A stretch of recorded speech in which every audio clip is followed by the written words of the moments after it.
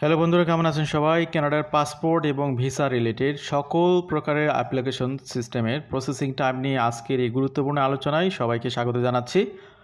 যারা বিভিন্ন ক্যাটাগরিতে আবেদন করেছেন, সেটা হতে পারে আপনি পাসপোর্ট রিনিউয়ালের জন্য দিচ্ছেন, হতে পারে সিটিজেনশিপের জন্য আবেদন করতেছেন, অথবা আপনি পার্মানেন্ট রেসিডেন্টের যে বিভিন্ন ক্যাটাগরি আছে সেগুলোর জন্য অ্যাপ্লিকেশন করে ওয়েটিংয়ে রয়েছেন, বছরের পর বছর এখনও কোনো রেজাল্ট পাচ্ছেন না। Temporary resident visa, visit visa, work permit, study permit, এগুলোতে অ্যাপ্লিকেশন করতে চাচ্ছেন, যাচাই বাছাই করতেছেন যে আসলে কেমন সময় লাগে। তাদের জন্য আজকের আলোচনাটি গুরুত্বপূর্ণ ভূমিকা রাখবে। আপনাদেরকে সর্বশেষ তথ্য দিয়ে সহযোগিতা করব এই আলোচনায়। Latest IRCC processing Times as of September 2025। তো 10 সেপ্টেম্বর পর্যন্ত স্ট্যাটিস্টিক্স কানাডার প্রাপ্ত তথ্য অনুযায়ী আপনাদেরকে আমরা এই ইনফরমেশনগুলো প্রোভাইড করতেছি। এখানে যে মেজর চেঞ্জেসগুলো আছে সেগুলো আপনারা দেখতে পারবেন। The changes impact a broad spectrum of immigration routes. The latest figures from IRCC outline anticipated durations for processes ranging from short-term visitor entries to long-term permanent residency, approval, citizenship and document renewals like passports.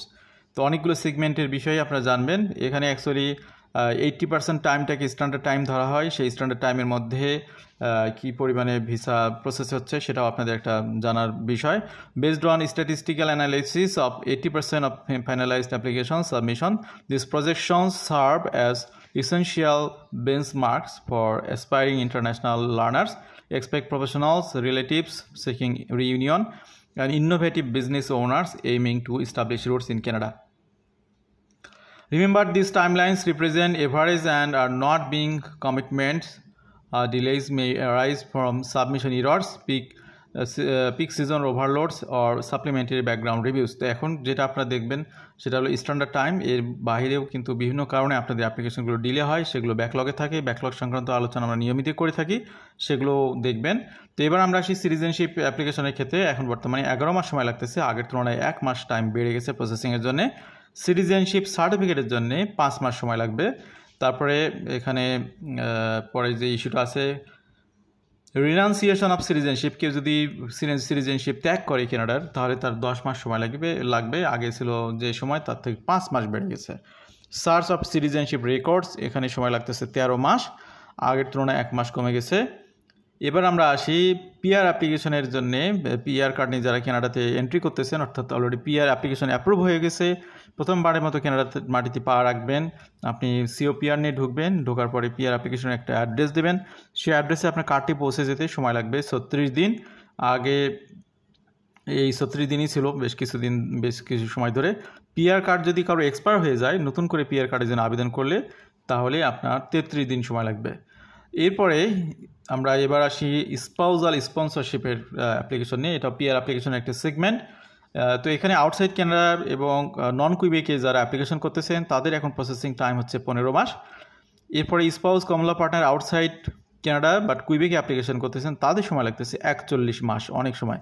Spouse Kamala partner inside Canada non Quebec, inside Canada থেকে কিন্তু কুইবেকের বাইরে অন্য কোনো প্রভিন্সের জন্য, তাহলে 23 মাস।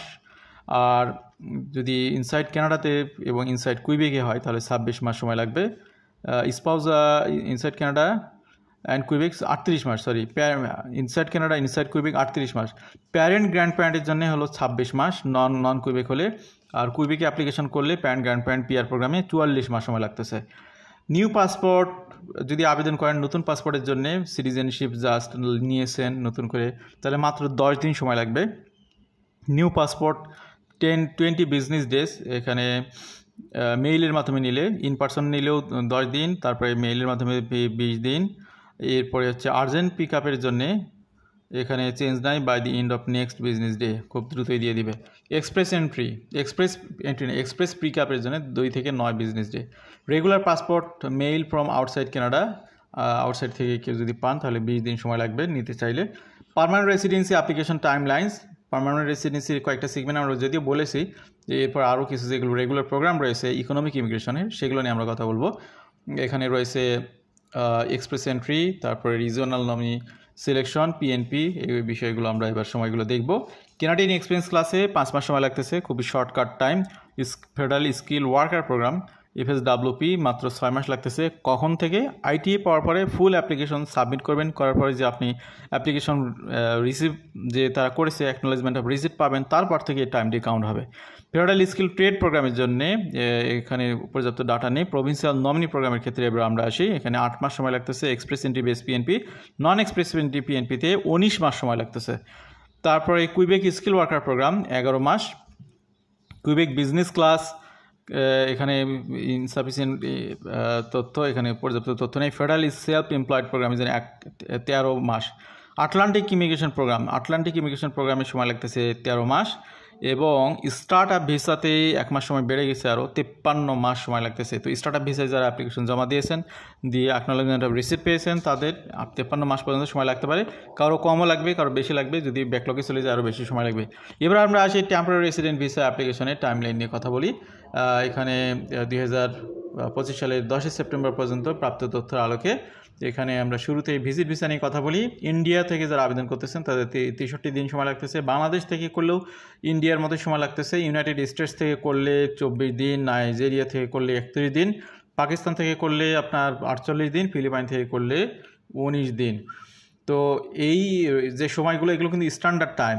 এর বাইরেও কিন্তু অনেকের সময় লাগতেছে। কী কারণে? যে ব্যাকলগে চলে গেলে সেখানে সময় বেশি লাগবে। Application type visitor visa inside Canada থেকে করলে মাত্র 13 দিনে আপনি রেজাল্ট পাবেন।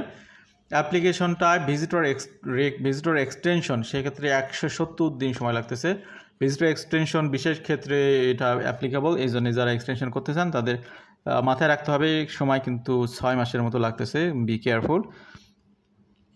Super visa parent grand parent, এটাও তো one kinds of visit visa. এক্ষেত্রে ইন্ডিয়া থেকে করলে 139 দিন, ইউনাইটেড স্টেটস থেকে করলে 89 দিন, নাইজেরিয়া থেকে 55 দিন, এরপরে পাকিস্তানও এইরকম দিনই লাগতেছে, বাংলাদেশেরও তাই।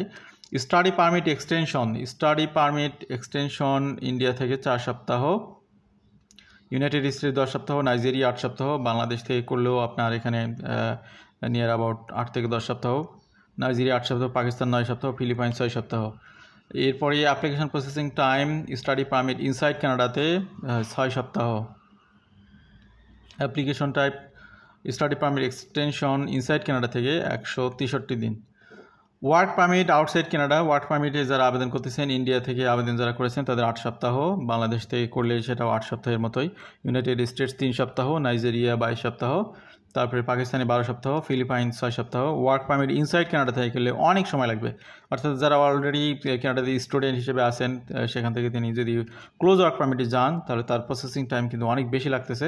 এরপর ওয়ার্কার হিসেবে যারা অলরেডি আছেন, তারা যদি তাদের ওয়ার্ক পারমিটটা এক্সটেন্ড নতুন করে আবার রিনিউ করতে যান, সেক্ষেত্রেও দেখেন 190 দিন সময় লাগবে। এটা খুব কিন্তু অ্যালার্মিং একটা ইস্যু, একটু আগেভাগে আবেদন করতে হবে, বুঝতে পারতেছেন। এর বাইরে কিছু ভিসা আছে, সিজনাল এগ্রিকালচার ওয়ার্কার প্রোগ্রাম, সেখানে 70 দিন সময় লাগতেছে। ইন্টারন্যাশনাল এক্সপিরিয়েন্স ক্লাস কানাডা আইসি মাত্র 5 সপ্তাহ।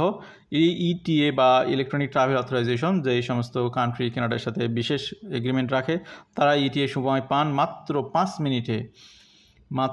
মিনিটে। এটা পসিবল, 72 ঘন্টা পর্যন্ত সময় লাগতে পারে।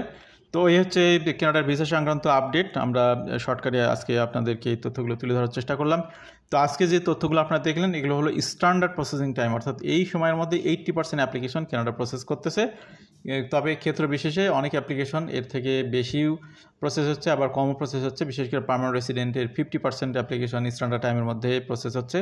ব্যাকলগে রয়েছে ব্যাপক অ্যাপ্লিকেশন, কিছু সেক্টরে এই ব্যাকলগের সংখ্যাটা অনেক বেশি। তো এই তথ্যগুলো আশা করছি অনেককেই হেল্প করবে। ভালো থাকবেন সবাই। আল্লাহ হাফিজ, সালামু আলাইকুম।